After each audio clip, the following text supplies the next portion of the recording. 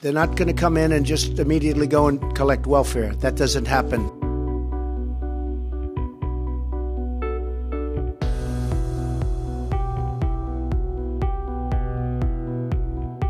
The public charge test is used to identify people who may be dependent on the government for their main source of support. Currently, the only benefits that are considered in the public charge test are cash assistance programs like TANF and SSI, but the proposed rule aims to expand the public charge test to include SNAP, non-emergency Medicaid, federal rental assistance, and public housing. If this rule is implemented, families will have to choose between the things they need to stay healthy and employed and the certainty of staying together in this country.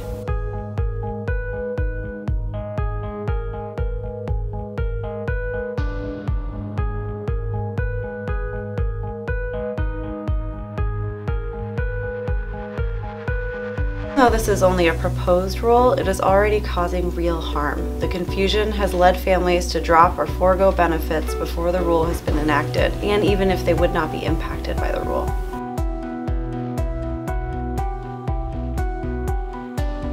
There is no reason whatsoever to terminate your benefits at this time, nor is there any reason to decline to apply if you might be eligible.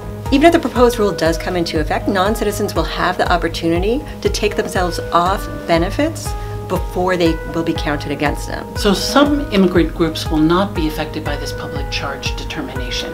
Refugees, asylees, victims of domestic violence, and other protected groups will not be impacted, as well as persons applying for citizenship. This is a rule designed to punish low-income people. And so whether you get a benefit or not, being low income will be held against you. For instance, whether you get Medicaid or have no health insurance, both of these will be counted as negative factors in the determination of whether or not a person is likely to become a public charge. If this rule were enacted, only the wealthiest immigrants could build a future in our country, which goes against the very spirit on which our nation was founded. My father came from Poland without a nickel in his pocket, couldn't speak English, and he never made a whole lot of money. But my dad was the proudest American that you could ever see because he understood the extraordinary opportunities that this great country gave him and his family. We are a nation that builds its strength on immigrants from all over the world.